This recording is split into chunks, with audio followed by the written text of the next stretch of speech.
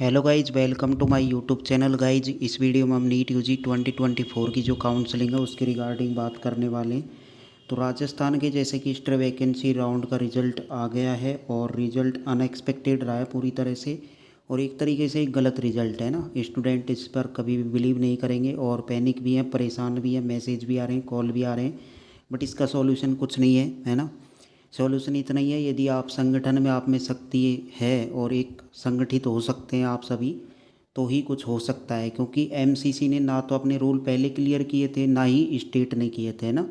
तो आप इसको ला जाकर कोर्ट में जा सकते हो, कोर्ट में ही आप इस पर स्टे ले सकते हो रिजल्ट पर, और लग सकती है, बट उसके लिए कहीं ना कहीं आपको संगठन में शक्ति होनी चाहिए, स्टूडेंट में एक यूनियन होना चाहिए, तब जाकर ये सारी चीज़ें पॉसिबल है।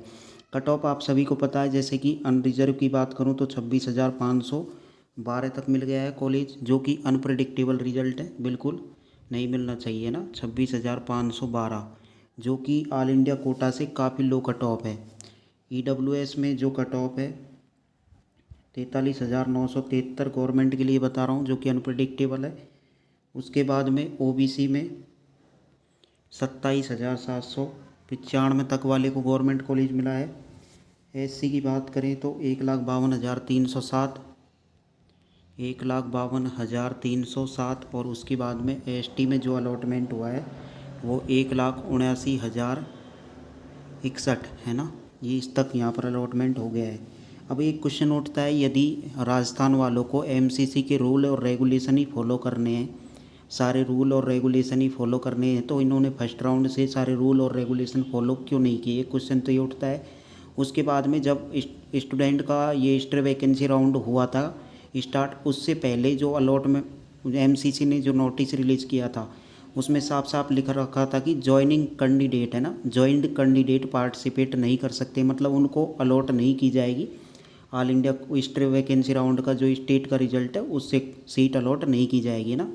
जिनको यहाँ पर एमसीसी के एक्स्ट्रा वैकेंसी राउंड में सीट मिल जाती है यानी कि, और वो ज्वाइन कर लेते हैं, उन स्टूडेंट को वहाँ पर सीट नहीं मिलेगी है ना स्टेट में, ऐसा उन्होंने बोला था। अलॉटेड कैंडिडेट के लिए नहीं बोला था।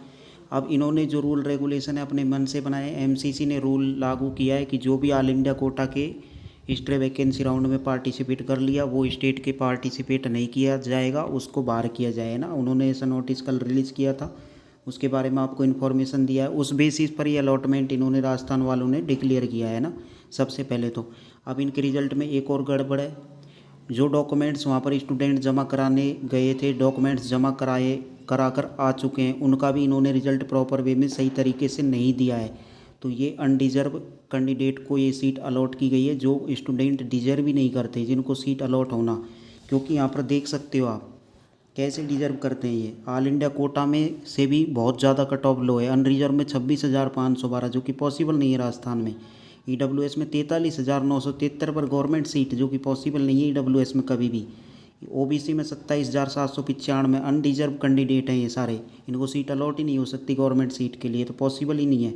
एससी में 1,52,307, और जबकि वहाँ पर आप ऑल इंडिया कोटा में, फिर उसके बाद में क्वेश्चन आता है कि आप जो भी रूल रेगुलेशन है सारे आपको पहले क्लियर करने थे, उसके बाद में आप रिजल्ट को लेट कर रहे हो, सही तरीके से अलॉटमेंट नहीं दे रहे हो, मेरिट लिस्ट आप क्लियरिटी के साथ रिलीज़ नहीं कर रहे हो, सीट मैट्रिक्स आप सही तरीके से रिलीज़ नहीं कर रहे हो, क्या आप अलॉटमेंट प्रोसेस को कर रहे हो सही तरीके से? बिल्कुल नहीं चल रहा सब कुछ।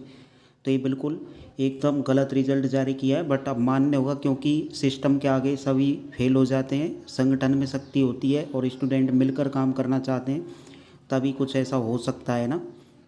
इसमें चेंजेस लाया जा सकता है। अब वैकेशन चल रही है तो कुछ ज़्यादा हो नहीं सकता, बट फिर भी आप यदि एकजुट होकर लड़ाई लड़ेंगे तो कुछ हो सकता है। अभी भी इसको चेंजेस किया जा सकता है। उसका प्रोसेस में यदि मेरी कोई भी हेल्प आपको रिक्वायरमेंट पड़ती है तो मैं व्हाट्सअप नंबर आपके साथ शेयर कर रहा हूँ, उस पर आप मैसेज करें, कॉल करें। कोई भी हेल्प पड़ती है, आपको कोई भी समझना हो कुछ भी टॉपिक, तो मैं आपका पूरा प्रयास करूँगा। बट यही है कि रूल रेगुलेशन आपको पहले से एमसीसी को लागू करने चाहिए थे स्टेट पर। उसके बाद में स्टेट को भी अपने रूल रेगुलेशन पहले से क्लियर करने चाहिए थे। इन्होंने कहीं पर भी इस तरह का नहीं लिख रखा था स्टेट वालों ने कि ऑल इंडिया कोटा में जिसने पार्टिसिपेट किया है कोई स्टेट में सीट नहीं मिल सकती, ऐसा इन्होंने कहीं पर भी नहीं लिखा।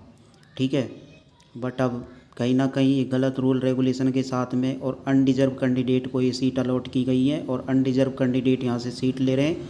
उसके बाद में जो डिजर्विंग कैंडिडेट हैं वो आपकी बार उनका नंबर ही नहीं आया, उनको सीट मिली ही नहीं, उनको कॉलेज अलॉट ही नहीं हुई।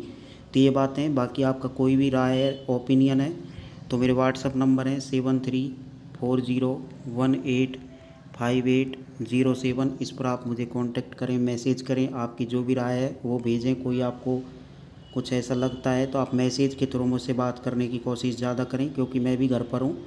बाकी आप जो भी आपके मन में आता है, कुछ भी आपको हेल्प चाहिए तो आप मुझे कांटेक्ट करके ज़रूर बताएं। ठीक है।